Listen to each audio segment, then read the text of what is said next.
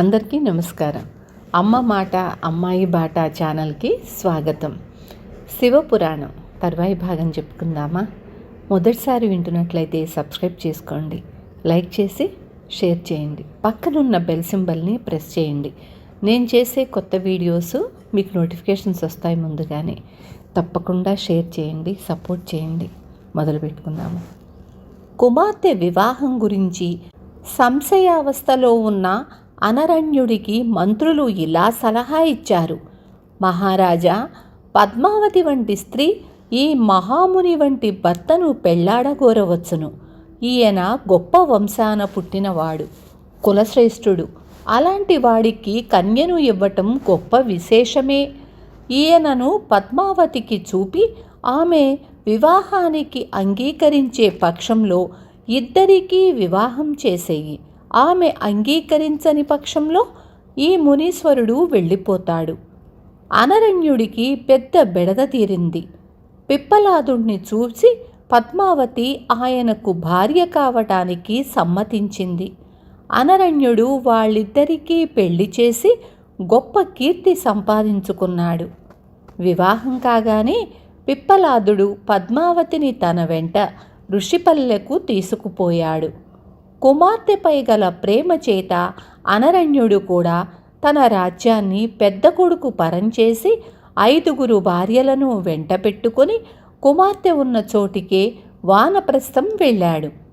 ఒకనాడు పద్మావతి నదిలో స్నానం చెయ్యటానికి వెళ్ళేసరికి ధర్మదేవత నవమన్మథుడైన యువకుడి రూపంలో ఆమె వద్దకు వెళ్ళి, సుందరి, నీ అందానికి తగినవాణ్ణి నేను.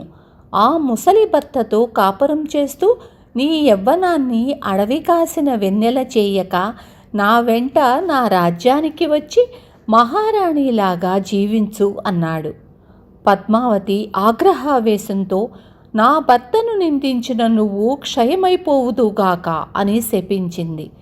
ధర్మదేవత అదిరిపడి, అమ్మా, నేను రాజును కాను, ధర్మదేవతను. నీ పాతివ్రత్యం పరీక్షించవచ్చాను. నన్ను మన్నించి శాపం ఉపసంహరించు అని వేడుకున్నాడు. పద్మావతి కూడా తెలియక చేసిన తప్పుకు నొచ్చుకొని, శాపం ఉపసంహరించటం నాకు సాధ్యం కాదు. ఒక్కొక్క యుగంలో ఒక్కొక్క పాదాన్ని పోగొట్టుకుంటూ సంచరించు అన్నది. వశిష్ఠుడు పద్మావతి కథ చెప్పి, మేనకా హిమవంతులారా, మీరు కూడా అనరణ్యుడు చేసినట్లే మీ కుమార్తెను శివుడికిచ్చి పెళ్లి చెయ్యండి అన్నాడు. మేనకా హిమవంతులు తృప్తిపడ్డారు. మైనాకుడు మొదలైన బంధువులు కూడా శివపార్వతుల వివాహానికి సుముఖులయ్యారు.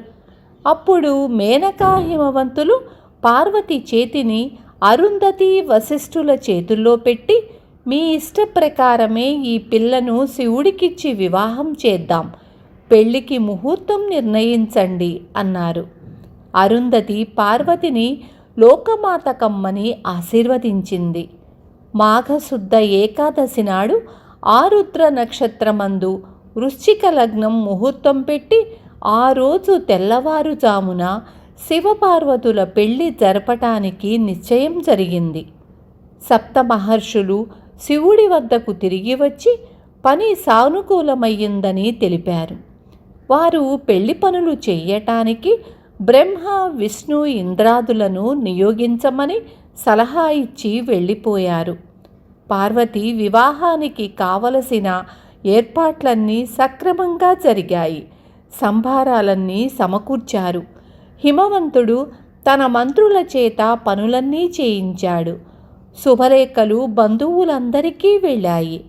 పార్వతిని పెళ్లి కూతుర్ని చెయ్యటానికి పట్టణంలో గల ముత్తైదువులందరూ వచ్చారు. మంచి ముహూర్తం చూసి పార్వతికి మంగళస్నానం చేయించి సాంబ్రాణి ధూపం వేసి పట్టుబట్టలు కట్టబెట్టి అలంకారాలు పెట్టి ఆమెకు పునుగు, జువ్వాది, హరిచందనము పూసి నుదుట కస్తూరి బొట్టు పెట్టి పుష్పహారాలు వేసి పెళ్లి కూతుర్ని చేసి ఉత్సవం జరిపారు. పార్వతీ కళ్యాణం సందర్భంలో హిమవంతుడు పంపిన ఆహ్వానం అందుకొని ఆయన బంధువులు, మిత్రులు సకుటుంబంగాను సపరివారంగాను రావటం మొదలుపెట్టారు. వారు తమ వెంట బంగారు తామర పుష్పాలు, ముత్యాలు, మాణిక్యాలు, పగడాలు మొదలైన కానుకలు తెచ్చారు. వేరువేరు పర్వతరాజులు నవరత్నాలను, చందనం మొదలుగా గల సుగంధ ద్రవ్యాలను, మదించిన ఏనుగులను, సైంధవాశ్వాలను కానుకలుగా తెచ్చారు. హిమవంతుడా కానుకలను స్వీకరించి అతిథులకు గౌరవ మర్యాదలు చేశాడు. వారికి విందులు ఏర్పాటు చేశాడు. వచ్చేవారికి విడుదలు తయారు చేయటానికి 10,000 యోజనాల నిడివిగల కళ్యాణ మండపం నిర్మించటానికి హిమవంతుడు విశ్వకర్మ సహాయం పొందాడు. హిమవంతుడుండే ఓషధీపురాన్ని అద్భుతంగా అలంకరించారు. కైలాసంలో శివుడు హిమవంతుడు పంపిన లగ్నపత్రిక అందుకొని సంతోషించి వాయుదేవుణ్ణి పంపి నారదుణ్ణి పిలిపించాడు. నారదుడు వచ్చి తనను పిలిపించిన కారణం అడిగాడు. నారదా, ఇంకా 5 రోజులలో నాకు హిమవంతుడి కుమార్తె అయిన పార్వతికి వివాహం జరగనున్నది. వ్యవధి అట్టే లేదు.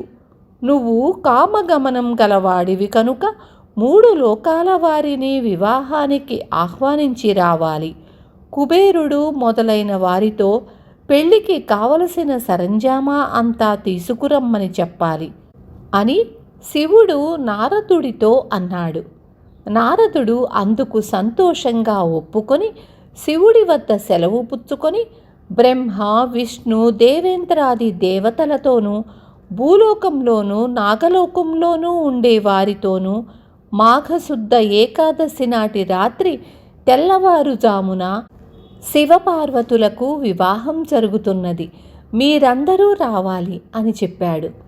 తరువాత ఆయన కుబేరుణ్ణి వెంటబెట్టుకొని వివాహానికి కావలసిన వస్తువులన్నింటితోనూ కైలాసానికి తిరిగి వచ్చాడు. శివపార్వతుల వివాహం చూడటానికి శివుడి ఆహ్వానం పొందిన బ్రహ్మ, విష్ణువులు, దేవేంద్రుడు, ఇతర దేవతలు, మహర్షులు కైలాసానికి రాసాగారు. నందీశ్వరుడు, రుద్రగణాల వాళ్ళు అతిథులను గౌరవించి వారికి తగిన ఇళ్ళు, వసతులు ఏర్పాటు చేశారు. శివుడి పెళ్లికి బ్రహ్మ పురోహితుడుగాను, విష్ణువు బావమరిదిగాను, ఇంద్రాది దేవతలు, ఋషులు సదస్యులుగాను ఉండేటట్లు నిర్ణయమైంది. శివుడికి మంగళాభిషేకం చెయ్యటానికి బృహస్పతి ముహూర్తం నిర్ణయించాడు. ఆ ముహూర్తాన గరుడ, గంధర్వ, యక్ష స్త్రీలు, సప్త మాతృకలు, లక్ష్మి, సరస్వతి, శచి, అరుంధతి లాంటి మహాపతివ్రతలు శివుడి చేత స్నానం చేయించి హరిచందనం లాంటి పూతలు పూసి కంఠహారాలు వేసి పెళ్ళికొడుకును చేశారు. గౌతముడు, అత్రి, భృగువు మొదలైన మహర్షులు శివుడి కుడి చేతికి శాస్త్రోక్తంగా దీక్షాబంధం కట్టి భక్తితో నవగ్రహ పూజలు జరిపించారు. తరువాత బ్రహ్మ ఆజ్ఞాపించగా శివుడు తన పక్షం వారినందరినీ కలుపుకొని మంగళ వాద్యాలతోనూ నృత్య గానాలతోనూ ఓషధీపురానికి బయలుదేరాడు. కైలాసానికి రక్షలుగా రుద్రగణాల నాయకులను ఉంచి నందీశ్వరుడు ప్రప్రథమ గణాలనన్నింటినీ పెళ్లికి తరలించుకువచ్చాడు. వీరభద్రుడు, చండీశ్వరుడు, భైరవుడు, నందీశ్వరుడు తమ తమ వాహనాల మీద బయలుదేరారు. పెళ్లి కొడుకైన శివుణ్ణి ఐరావతం మీద కూర్చోపెట్టారు. సరస్వతి, బ్రహ్మలు హంస మీద, లక్ష్మీ, విష్ణువులు గరుడుడి మీద, శచీ, ఇంద్రులు కదిలే సింహాసనం మీద ప్రయాణం చేశారు. కుబేరుడు నవనిధులతో శివుడి వెనక కూర్చున్నాడు.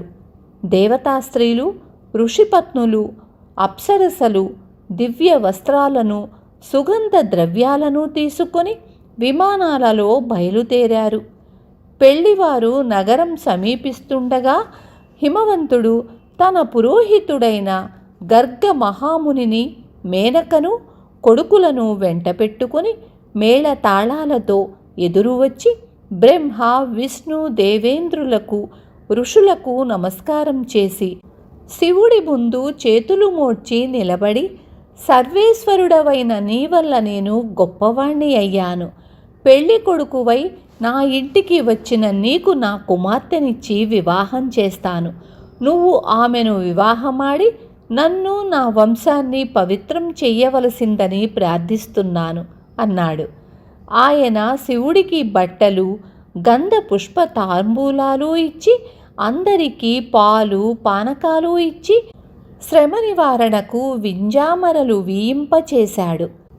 హిమవంతుడి పక్షపు స్త్రీలు శివుణ్ణి చూసి, మన పార్వతి అదృష్టవంతురాలు, కోటి మన్మధులకు సమానమైన భర్త ఆమెకు లభించాడు అనుకున్నారు.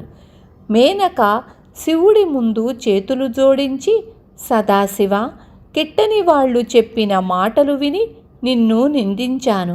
నా తప్పు మన్నించి మా ఇంటికి వచ్చి మేము చేసే వరపూజలు గ్రహించి మా పార్వతిని వివాహం చేసుకో అన్నది.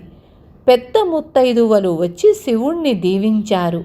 దారి పొడుగున పుష్పాలు, ముత్యాలు, అక్షింతలు చల్లుతూ మేనక, హిమవంతులు శివుణ్ణి విడిదికి తీసుకుపోయి వరపూజ చేసి, పెళ్లి కొడుకు పరివారానికి ఏ లోటు లేకుండా ఏర్పాటు చేసి తమ ఇంటికి తిరిగి వచ్చారు. కులాచారం ప్రకారం పార్వతి అంబిక ఆలయానికి వెళ్ళి ఆ దేవిని పూజించింది. ముత్తైదువులు వెంటరాగా పల్లకీ ఎక్కి పార్వతీ ఆలయానికి వెళ్ళేటప్పుడు దేవతలు ఆమెను చూసి, ఆమె పరదేవతే, ఈమెకు శివుడికి పెళ్లి జరిగితే మన కష్టాలు తీరుతాయి అనుకున్నారు. పార్వతి అంబిక పూజ చేసి తిరిగి వచ్చేసరికి ముహూర్తం దగ్గర పడింది. శివుణ్ణి ఐరావతం మీద కళ్యాణ మండపానికి తీసుకువచ్చి పీటల మీద కూర్చోపెట్టారు. మేనక, హిమవంతులు అల్లుడి కాళ్ళు కడిగి నెత్తిన చల్లుకున్నారు. వాళ్ళు పార్వతి చేతిని శివుడి చేతిలో పెట్టి కన్యాదానం చేశారు. శివపార్వతుల పెళ్ళి అత్యంత వైభవంగా జరిగిపోయింది. దేవతలు శివుడి అనుమతి పొంది తమ తమ నివాసాలకు వెళ్ళిపోయారు. శివుడు హిమవంతుడి ఇంట చాలా కాలం ఉన్నాడు. ఆయనకు కైలాసానికి వెళ్ళిపోవాలనిపించింది. నందీశ్వరుడి చేత మేనక, హిమవంతులకు ఆ మాట చెప్పించాడు. మేనక, హిమవంతులు పార్వతిని శివుడి వెంట పంపటానికి సన్నాహాలన్నీ చేశారు.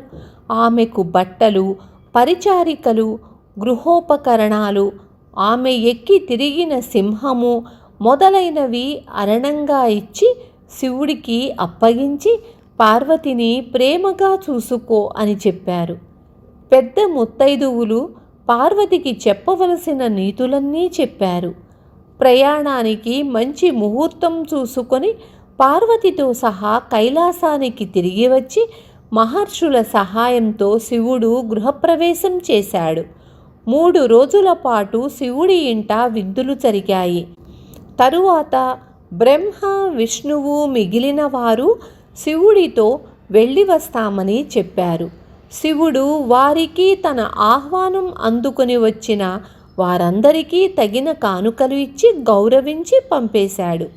పార్వతీ కళ్యాణానికి వచ్చిన అతిథులంతా వెళ్ళిపోయారు.